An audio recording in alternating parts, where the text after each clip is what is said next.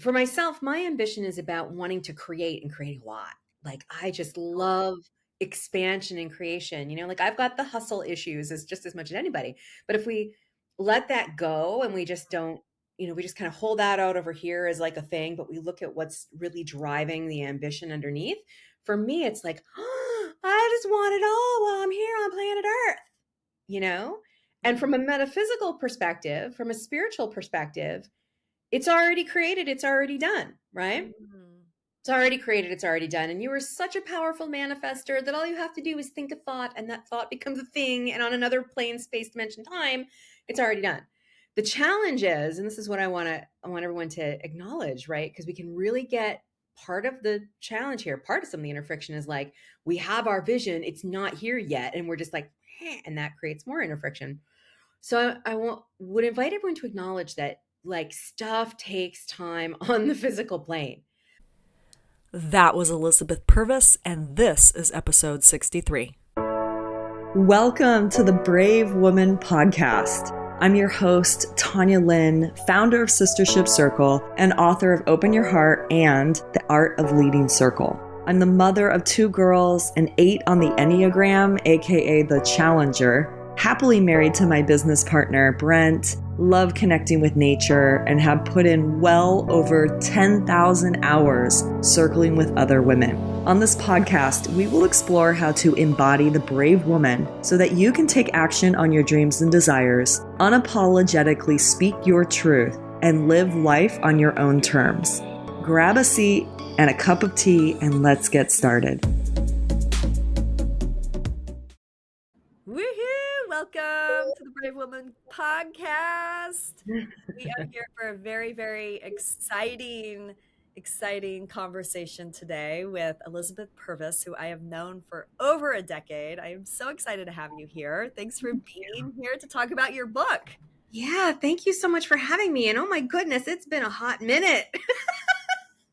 We're both old guard. I mean, I remember us talking like 10 years ago. Yeah. I know. Long ass Here time. we are. Here we are. Yeah. Super happy to be here. Thank you so much for having me.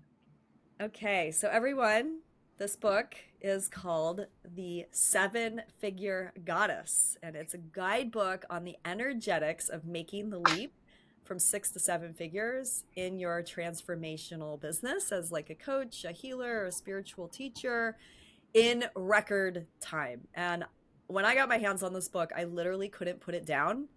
I definitely read it in less than a week. It was super inspirational. I love how she breaks down all of the information and tells these really cool stories. So, yeah, I want you to first start with why you wrote this book, Elizabeth, and then we'll talk a little bit more about what's in it. Yeah. I love it. Thank you so much. Yeah. So excited to be here. And yeah, I'm super passionate about what's in this. So the reason why I wrote it, and the title is Making the Leap from 6 to 7 Figures in 2 years or less. And 2 years or less is pretty darn quick to go from 6 to 7 figures. And I've always taught on money leaps. I've always taught on high-end programs. I was one of the first mentors to teach on high-end programs. And it's so funny to this day, right? Because what I'm about to say has been true for a really long time. And it's very true now because our clients are in that low 6 to mid 6-figure mark and they want to have their next income breakthrough. But if you were to peep into our DMs or our email, which is where we do all our enrolling, you would see a common theme. And the theme is, I'm working way too hard. Working way too hard. And so like we work with a lot of the same women that you do, super ambitious, high performing, leaders who are up to big things. And they're very used to working hard and churning away and all of that. And it's really interesting because there's a lot of busy work and stuff on the strategy side. And we work on that as well. We do a lot, as you know, on the strategy side and how to simplify and how to focus on the real needle movers, on the actual, like how you put your offers out there and all that. On the inner game side, here's what's really interesting. And here's what I noticed as I started to work with leaders who are at that 6-figure mark. Everyone's got the big to-do list. Everyone's got a bunch of stuff going on. But if you were to actually sit down and sort of watch yourself at the computer, right? The real cause of working hard is actually not so much what's on the to-do list. I mean, I have kind of a messed up relationship with time, so I overpack my schedule. So my to-do list is part of the issue. But for a lot of leaders and a lot of ambitious women who are really up to big things, what I call it inner friction. It's all the stuff that's going on alongside of the to-do list. And I share this in the book, a story of like, when it was sort of a sample client, I guess you could say. And she sits down, to prepare a call or something, but then the email from the team member comes in and the email from the client who wants to back out comes in. She's scrolling on Facebook and she sees someone doing something exactly like she wants to do, or she sees someone taking her language, like all of these little things that happen on the day to day. You got into an argument with your husband because of XYZ. It's like, and if you really look at the to-do list, a lot of the things that are on it aren't hard per se, but it's constant, right? When we're in a leadership position, which we all are, if we want to make that big income leap, it's a big piece of this, then you're constantly dealing with stuff coming at you and all of the emotional stuff that it brings up. And that is what I started to notice is that's a big piece of the hard work, right? And I saw this especially with our clients who wanted to offer 50K programs, like the system that's in the book that we're going to talk about. It came about because I had a new program I was doing. People were all like, I wanted you to teach me how to do 50K offers because I love to help people create these big high-end offers. But if you ever taught anyone how to actually offer a program for $50,000, they get really freaked out. Yeah. And there's all this stuff that goes on. There's all this like, well, can I do that? Can I offer that? What's my downsell? Like the what's my downsell question. It was all of this stuff. Like, am I worthy? Can I actually ask? I have to sit down and ask for the money. Oh my God. Like there's all of this. And when I sat down to create this program, I'm like, this just will not fly if I don't have a way to help people just instantly snap out of that.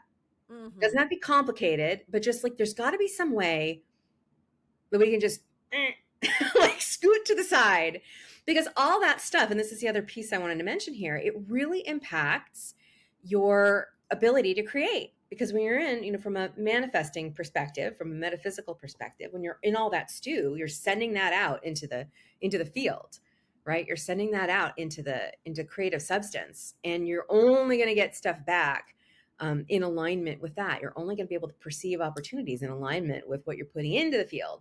So if you're like constantly in this like inner friction state, it's going to be really hard. So that's why I worked with my clients for a long time with this, and they were just like, you got to write a book. And I said, yeah, I do, because this is a problem for not just people who want to offer 50K programs, but if you want to make that leap to 7 figures, you got to manage the inner emotional stuff and at a different level than just like, let's go heal our blocks, which we'll talk about a little bit later. Yes. Yeah. The distinction there. Yeah.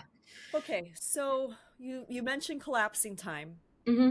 And so can we define what that means? Because Yes. I think it's becoming a little bit more, in the collective, people are talking about timeline jumping and collapsing time. And so for anyone listening who doesn't know what that means, what is that? So I'll share what I've decided that it means for us. And it is one of those like, things that's in the parlance right now. And on the one hand, it absolutely is like bringing something in very quickly. Like you're here on the timeline and your goal seems to be out here and you want to fold. And for most of the women I work with, yourself included, right? Like when our connections, like we want it now. Like my inner timeline is now or 5 minutes from now. So I love collapsing time. And really so kind of in practice, what that looks like is just, I think of it as like just doing the thing, right? When we're collapsing time, we just get to do the thing without a lot of haranguing. And when we do the thing without a lot of hoo-ha, then it can come in very, very quickly, right? And so the other thing with this, it like collapsing time. So collapsing time is actually doing the thing and just getting the outcome. And how it actually works in practice, like on the 3D level, because there's a lot of talk about the energetics and about the, universal laws and about, manifesting, kind of that view of collapsing time. There's that. And I talk in the book about what I call the two halves of the manifesting equation. There's the spiritual pieces, and then there's the actual 3D plane. And on the 3D plane, here on in the actual physical reality, what we call physical reality, collapsing time comes from being able to take action quickly without a lot of stress. Mm. So we can take actions instead of getting in a stew about it. And of course, we all know, because you're a master of the being aspect of this, and that's a big piece of what, the framework in the book helps us with. It's about who we're being, right? Yeah. But the being informs how we can quickly take the actions to call in the thing, because the beingness will call the opportunities to you, will call the awareness of the potential 50K client to you, but you got to be the one who goes, you want to sign up for my program. So when we have a lot of inner friction, that's difficult. Right.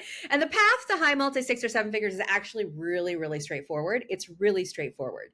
I work with a lot of, and I think you can relate to this. A lot of our clients say, don't put me in a box. Don't make me follow a blueprint.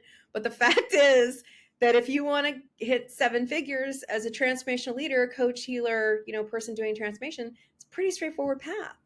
And it's all that stuff that gets in the way. So we can clear that out. The collapsing time can happen. Well, let's talk about the inner friction. But before, I'd love to just share how this relates for me. Yeah. How this is showing up. Because I've talked about De La Diosa, the retreat center that we're creating in Costa Rica. And so it's like, if we want to collapse time and have this retreat center done in 2 years, what that comes down to is calling in investors, right? Yeah. And so what's interesting for these two halves that you're talking about is we've literally had people, without even putting the word out, come to us, literally come down to our property to check it out, interested in what we're up to. Yeah. However, there is so much that gets in the way of us getting the freaking financials done to actually have an offer. Yeah. And that is exactly what you're talking about. Yeah. I've done so much of the inner work to actually call someone in, and here they are. And then here we're they like, are. don't have the offer for you yet. Yeah. And it's like all the things that just keep coming up and getting in the way of us actually just doing the thing and getting that done. And we're so close. Yeah. We're so close. But what I like from that, I was like, oh my God, that is exactly what has been happening over the past year. Yeah. And so, okay, so let's talk about this inner friction. What gets in the way of us collapsing time? Yeah. What have I been doing? Yeah. Well, first I want to acknowledge too, and then I'll transition into the framework for the book because this will really help bring it all together. I want to acknowledge, because this is another piece too. I know for myself, like I'll speak for myself, but I've seen it in other really ambitious personalities. For myself, my ambition is about wanting to create and create a lot. Like I just love expansion and creation. Like I've got the hustle issues as just as much as anybody. But if we let that go and we just don't, we just kind of hold that out over here as like a thing, but we look at what's really driving the ambition underneath. For me, it's like, oh, I just want it all while I'm here on planet Earth, And from a metaphysical perspective, from a spiritual perspective, it's already created. It's already done, right? It's already created. It's already done. And you are such a powerful manifester that all you have to do is think a thought and that thought becomes a thing. And on another plane, space, dimension, time, it's already done. The challenge is, and this is what I want everyone to acknowledge, right? Because we can really get part of the challenge here. Part of some of the inner friction is like, we have our vision. It's not here yet. And we're just like, and that creates more inner friction. So I would invite everyone to acknowledge that like stuff takes time on the physical plane. Like you got to sit down and make the offer. You got to sit down and push the pieces around on the chessboard. There's other things in your life, right? So part of like releasing the inner friction is releasing the tension around that and really being, and this is one of the things that the standards, which is the name of the framework in the book, really helps us do. Part of the game is to release the tension of it's not here yet and just be in a place of it's already done. and then be able to navigate the stuff on the 3D in the time space that it needs, but no more than that. Does that make sense? Yep. Yeah. Yep. So, if you're sitting there kicking yourself, like I've done many times, about like, well, why isn't the offer done yet? Like, what the heck? I want them. This is the money channel and it's not coming in and I don't have the offer. Like it does. There's like energy here on the 3D moves slow. It moves slower. And when we clear out the stuff, right, within us, and part of also what the framework helps us do from a sort of a CEO perspective is start to remove the blind spots that our consciousness creates and then the universe kind of throws up so we can navigate the stuff that gets in the way faster and, kind of bob and weave around it, if that makes sense. Yeah. So that's what all the standards are about and like what they do. So should I go ahead and just share Yeah, what I was gonna say, let's roll up our sleeves and dig into the standards. They're so good. I literally have the list of them in my phone. Yeah. It's I have to say, like, it was really a gift from Goddess. Like I remember I sat down at the table and I was like, I don't know how I'm going to put people through this without a way to like help them just get out of all the crap. Right. And, So true. Yeah. and I talked to the Goddess on the regular and she was like, it just is.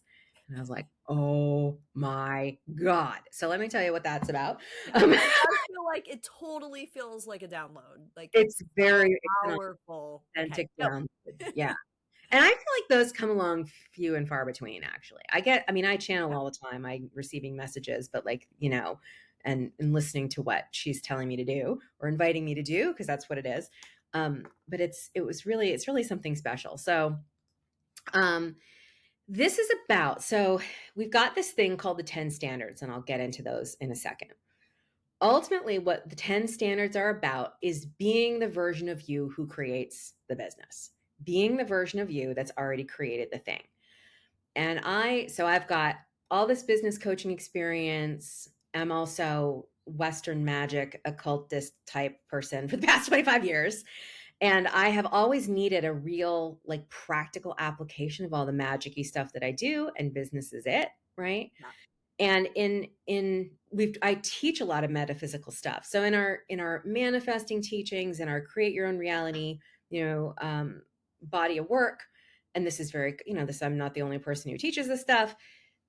Who we be and the energetic signature that we put out into the universe determines what we see back and what we receive and the opportunities that are present. Then we got to be the one who takes action on those opportunities. So I remember thinking, and I have an engineering background as well. I was an engineer for 10 years before quitting and doing this. And I remember thinking to myself when I really started to think about this whole concept of being the one, I remember thinking, well, what does that actually look like? Because I say it, we do a bunch of energetic magic around it. We do, and other teachers do too, but like, what does that really look like? Like if I'm supposed to be carrying the vibration of the version of me that already has it on a very practical level, what does that look like? And that was a question that I asked myself. So the 10 standards are that, right? There's the 10 standards are kind of, I think of them as keys or principles. I think of them as energies actually that we switch on, right? So so on the one hand, the standards are the 10 different ways of being that make up who you be when you really are embodying the 7-figure business owner, or you're embodying the one who charges 50K. And we'll go through some of them. And if you look at them, like it makes a lot of sense. One of them is the confidence standard. The other is the abundance standard, money impeccability standard, benevolent queen, which is one of my favorites. I know that's one of your favorites too, right? So there's the different energies that we can switch on to make up this vibrational signature. And then there's the question of how do we switch those on, right? Like, because that was the other piece, like my engineering mind, and I get really in the weeds with this stuff, as you can see, but this is really what was going through my head. I'm like, well, how do we, again, just snap into it? Like, how do we just go and be it? And the answer is a little shift in consciousness that I call holding a standard. To hold a standard, right? these 10 keys are 10 standards. So it's the abundance standard, the confidence standard, the divine standard, the money impeccability standard, the no apologies standard, which is another important one for us, right? How do we actually flip those on within ourselves in a moment's notice? And the answer is we hold them as true. We hold them as true and non-negotiable. And my way of speaking that is it just is, right? It just is. And all of these standards are based in universal law. They're based in universal truth, which everyone's got to put through their ringer. But believe me, I put it all through my ringer before I started teaching it. Like I had to convince myself that like abundance is the thing, right? So the abundance standard, abundance just is. There's just abundance. Like that's just the end of it. There's, if you have a desire for something, it's already here, right? The confidence standard is your awesomeness just is. And so when we activate this energy, this consciousness hack, right? If we just feel like, well, wait, it just is, then you're no longer in all the push pull. You're no longer in the like, can I, can't I, will I, won't I? Is the client here? Are the investors here or not? Where are they? Like They're here. Yeah, right. They're already here. And if we're in this energy space of, well, it just is, of course the investors are here because like that's how it works. Like I'm clear. I want the investor. Here comes the investor. It just is. So the standards are really those two pieces. It's the 10 energies that make up the energetic signature of you as a 7-figure business owner. And they're very practical, right? And how we flip them on is just be like, well, this is just how it is. And that's how it is. And when you do that, it like, first of all, you can do that at any time. You can do that when your cortisol is jacked to high heaven. You can do that when you haven't had any sleep. You can do that. You can be like, well, it just is. And no matter what's going on with your physical self. And for a tiny split second, which is all the time you need, the little window is there. Yeah. Yeah. So this kind of feels like a mindset in a way, right? Like okay, so I'm going to shift into that mindset that this is how it is. And you were talking earlier, maybe this is a good time to talk about the clearing of blocks. Like what's the difference here? How does that play in? Yeah, I love it. Yeah. And I call it a consciousness hack, which is, we can call it a mindset as well. It's a maneuver you do with your conscious mind. And this is something that I make really clear. And this is part of the differentiation between, clearing of blocks and stuff. So it uses what I believe is one of the most underutilized transformational flexes. So you and I've been in this industry for a while. Yep. We've seen the different things come online. So I remember when like no one was talking about mindset, and then everyone woke up and were like, oh my God, mindset. And then people were like, oh my God, subconscious blocks. And then starting about 5 or 6 years ago, oh my goodness, there's this thing called nervous system, Totally. And it's all fantastic. And you need all of it. Like the nervous system stuff is huge. And that I'm still not over it. It's like, if your physical system is not down, nothing's happening. Right. Yep. So all of it is part of, the tapestry. But one of the things I noticed is that in the process of all these different modalities coming online, our ability to consciously choose with our neocortex kind of started to fall by the wayside. Because everyone's like, well, your subconscious is running the show and your nervous system is running the show. Yeah, but you still got this beautiful brain that can actually do things. Right? So, and that's like, it's powerful. There's, in our kind of system of magic, we've got 4 different magical tools, I call them, that empower us to create whatever we want. There's perception, energy, faith, and choice, which is the actions you take. And my favorite's perception, because if we shift our perception even just a little bit, like a whole big tapestry opens up. And I feel like we lose sight of that a little bit. So how does it work with all of the rest of the modalities? And this is why I think it's super useful for leaders like us who've done all the stuff, because like you've done all the work and I have too. And there's more to do. There's always more layers of the onion. And then at the moment you're sitting there in front of the computer with your fingers over the keyboard, you got to be able to take the action. And sometimes, right, we can change on the subconscious level or the nervous system level, and we don't have to remember to be different, right? Like that stuff works, but there's like a level of integrate, like it's always integrating. The transformation's always integrating within us. And our physical systems are really friggin' smart. Yeah. So what I would notice is like there would still be these sort of vestiges of things, and I'd be like, I thought I cleared that or whatever. And you have, but part of how we continue to anchor it in is to take the aligned actions that we want to take in the moment. So this like, oh, wait a minute, thou art goddess. That includes me, you know, is meant to work alongside. It's almost like I see it kind of as the icing on the cake. And it also, in my experience, really gives the leaders that we work with permission just to like not take a break from the inner work, but be in right relationship with it. Because at the end of the day, you know, there's always going to be more work to do. And the way that things happen on the physical plane is by taking different choices and making different actions in the moment. Yes. So this is really like, you know, someone who is newer on their journey, who's like just introduced to trauma healing or something, you know, something like this is going to land a little differently. But for leaders who have done it all and cleared it out or really transformed a lot, it really helps for us to have a framework for our conscious mind in the moment when we're actually doing the thing. And the cool part is that, you know, it's also the standards are about universal truth. And the more we just listen and receive and take that in and live that, the more integrated it gets and the more embodied it gets. And it becomes in that way another, you know, another transformational modality, if that makes sense. I've had people just working with the standard, like I'm just doing the standards and they're changed. And it's because they're taking those actions and they're recoding their subconscious by doing that. They're recoding their nervous system by charging $50,000 and living to tell the tale. As I like to say, you know, so that's kind of where it fits into the overall tapestry.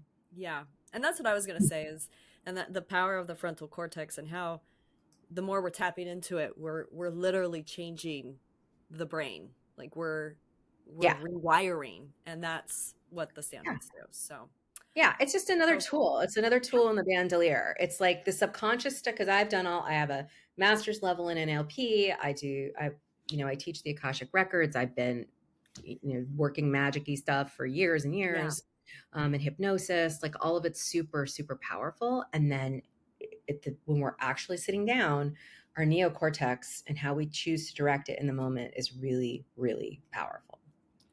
Yes. Oh, I love it. Yeah. Okay, so which one's your favorite? And do you have a book nearby and want to maybe even read us a little bit? Yeah. Yeah. So here's the book here. And by the way, everyone, Tanya will have a link for you to download the book. So the electronic copy of the book is free. Free to everybody. Show notes. Yeah, so be in the we'll show have that in the notes. show notes. Mm-hmm. And if what was I going to say? Yeah, if you like hard copies, it's also on Amazon. You can just go buy it on Amazon too. Some people. And we'll put that link in the show notes as well. Yeah. Okay. So with all that said, because that was kind of brainy and heady, and now we're going to go spiritual with this one. And so this is from the very beginning of the book. It's on page 25, and it's the truth about you. So here's the truth about you. So let's get right into it. There's a truth about you, one that you probably don't yet know. Indeed, we spend most of our lives alternatively blissfully unaware of this truth or trying to hide from it. In fairness, for almost all of time, the truth has been out there, but it's only been given to a select few. And I kind of joke, it's sort of like The Secret, you know, which is sort of corny, but it was actually a secret. So the people who had this truth were initiates, having to devote themselves to a mystery school for at least 5 years before it was revealed to them, you know, or equivalent in some other magical traditions. We don't have that kind of time, so I'm just going to have it out with you. Here goes. You are divine. The divine is you. Or, as we say in my tradition, thou art goddess. You are divine. You are made up of the same energy as the divine. You are divine. You are not separate from it. You are it. Your highest level, as we say in Seven Figure Goddess, is thou art goddess. Your highest level is the awareness of an energetic alignment with this divine aspect. We call this the divine standard. It's the bottom line. So I'm giving it to you right up front. It doesn't feel true. When your third client has emailed to drop out of your program, it doesn't feel true. When you hit your 10K or 20K income plateau again for the month, despite pouring all of your energy into a huge launch, it doesn't feel true. Nonetheless, it's very true. It was always true about you. It will always be true about you. And the truth is that thou art goddess. You are a divine being, and all of the implications that naturally follow from this one truth. In feminine magic, we talk about what I like to call the two halves of the manifesting equation. And the first is this truth. Thou art goddess. You are like God. You are God, goddess like, because you and God, goddess are of the same substance. Your printer is not God, even though it is of the same substance, because your printer doesn't have the creative faculties that you have: will, imagination, intellect, and the power to choose. And this might fly in the face of some of your religious beliefs. That's not what I'm trying to do. So if you need to put this book down, and I do like to make the caveat because this is really edgy for some folks, but my point is, turning to the text here, my point is you have massive, massive powers of creation given to you from the divine, by the divine, from whom you are not separate. You have creative power. You are not separate from life, but you're a part of it. You contribute to it. It contributes to you. Making this shift into the awareness, the deep, deep awareness that thou art goddess, and therefore you are more than your thoughts, more than your feelings in 3D experience, is the very first shift, and in some ways the only shift you need to make. And all the other standards basically flow out from that one. That's your favorite. Yeah. Well, Yes. It's just, thou art goddess. I, from a metaphysical magician standpoint, and this is, part of what the assignment I accepted kind of way back in the day that led to this, we don't have the kind of time to hide from that knowledge. And it's out there, right? I'm not the only one saying it, but it's, to me, it feels like it's time for us beings here on the planet, especially in the transformational leadership realm, because we're the ones helping to usher in a certain level of consciousness raising, right? Yes. It's time for everyone to get this. I mean, if people really got this on a global scale, people really understood that, oh, actually, you're a creative being and you have creative power and you are a divine being, I believe it would change everything. I do too. Yeah. Yeah. I mean, that's what And it just is. Your divinity just is. Your divine nature just is. And how we work with it, you don't have to do a lot to switch it on per se. And there's other ways in different modalities and trainings and traditions that they kind of switch on the divine nature. For me, and I really thought about this as I was, kind of downloading and channeling this material, all we need to do is remember that it's the truth. Like, why would I have to switch it on in any other way other than activating the awareness in a major way that integrates itself into my system? Mm-hmm. Yeah. Like, what else is there to do? Because it just is. It just is. Mm-hmm. Yeah. Like really dropping into that. It just is And when so powerful. Yeah. And when you really get that and you just have a little part of your brain, because your brain is running around doing whatever, but if you have a little part of it running around going, oh, thou art goddess, and so is everybody else. One of my favorite exercises to give, and this is in the book, is to do a sales conversation or two from that perspective. Like, next time you got you're enrolling, set up some sales calls just for fun, because we can, and why not? Right? And then do them from the framework of you're sitting there fully in awareness of your divine nature and you're talking to another divine being. How would that change things? Yeah. And also the sister wound, like how we could start seeing other women.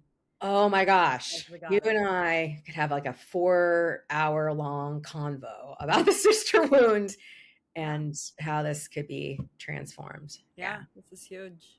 It's huge. Yep. And that was the last episode we were talking about that. So I just wanted to tie that in. And if you haven't listened to the last episode, go watch that, because it's super powerful. But this is part of the answer to us healing, that is seeing each other as the goddess, the divine standard. Yeah. Sister wound is real. I'm really glad you're speaking to that, because it's really It's a Yes. big deal for a lot of women leaders and Hmm. women all over the place. Yeah. Yeah. Yeah. So in wrapping up here, so sisters, go to the show notes and you'll see you could get the free ebook. There's a link there, and then the Amazon link if you want the hard copy. I just grabbed the ebook version. It's easy. Bring it Yeah. up on, my Kindle or my phone. And let's end with, this is all about being a brave woman. And so in relation to the standards and being a brave woman, what does that look like? Yeah. Yeah. Let me tune in here. It's so interesting. There's a couple of standards that really rise to the top of the ones that people use all the time. And in terms of courage and bravery, the one I think that's most aligned is the confidence standard.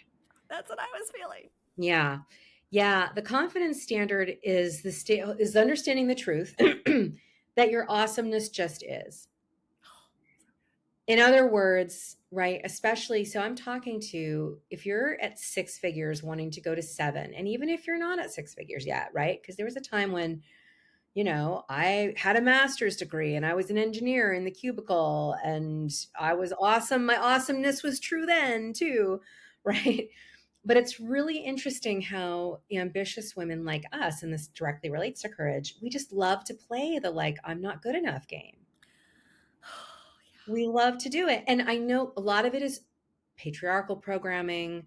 It's all kinds of stuff in the collective. We're conditioned. Whole collective is conditioned for not enough. Women especially. We got baggage. Like I want to acknowledge that. This isn't just Yep. like kind of flippant. And yet what I also see is like leaders who know they're awesome. And this was the thing for me. And there's stories about this in the book. Um, we like to kind of go on and on about how we're not enough and how we're internally. I'd be like, well, I'm not enough to charge the 50K. I'm not enough to submit the manuscript. I'm not good. Nah, nah, nah. But at the same time, the exact same time, we know we've got it going on. Like we know we're supposed to be in a certain spot. We know we're supposed to be doing a certain thing, and we know we're capable. So a big piece of the confidence standard and we also have, the critter brain blocking stuff out and the old conditioned pattern. And a lot of times the not enoughs is very much just conditioned thought patterns, just like everything else. So the confidence standard is just the like, that you're just awesome and that's just the way it is. And if you're choosing to, I don't know, build a goddess retreat center in Costa Rica, you're already equipped for the assignment. You've already got it. It's already done. Right. And a big part of that, and this was one of the, again, on the courage note, a big piece when I was writing the book, I had a whole new idea drop it. Or I had a new idea introduced to me on this whole front. I don't know if you're familiar with Athena, who started Sage Goddess. Many of you are familiar with Sage Goddess. I bet some of your women are familiar with SageGoddess.com. Oh, yeah. If not, you're welcome. Athena is one of my favorite entrepreneurs. I just adore her. I've been, buying her stuff for ages. She gets a lot of my money, and she's when she does her monthly rituals, they're just where I go to just sit and be on the receiving end. And in one of them, I think it was maybe a couple of years ago, she dropped into this idea. She was like, you know what, guys? There's no upside to engaging with fear at all. Mm-hmm. And I was like, hold on. Let me just take a minute. There's no upside to doubt. Right? And what is a lack of courage or shenanigans with courage, but doubt? And so the confidence standard really invites us to hold as a standard. You know what? I'm not being chased by a woolly mammoth. If you are being chased by a woolly mammoth or you have something, physically threatening your physical well-being, that's a different story. Right. But in terms of us sitting here in front of the computer asking someone for $50,000, no upside to engaging in the fear. And the confidence standard really invites us to remember, like, it's already done and I can totally do it. And that's that. And that's that. Oh, Yeah. so good. So good. Thank you so much, Elizabeth, for thank you so bringing much. this book into the world, sharing it with all of us. and being here to tell our community about this incredible work. Thank you so much for having me. I just am thrilled. I mean, the women who are leading the circles and the women who are getting circle facilitation training and the women who are becoming circle masters, you all are my people. Circle is like my thing still. And I'm just really, really grateful to get to connect here with all this, with all the sistership circle goddesses. Yes. And thank you, sisters, for tuning in to the Brave Woman podcast. We'll see you next week. Blessings. You just listened to this show. I'd love for you to leave the Brave Woman podcast an honest review. Reviews help podcasts like this one grow, making it more possible for me to devote my time, energy, and money to its production. If you take a screenshot of your review and email it to support@sistershipcircle.com, we'll send you one of our archetype activations as a thank you gift. Thank you so much for your support. I really appreciate it. Up next, ready for abundance? Join me to learn the 3 keys for accelerating your journey to financial freedom in the next episode.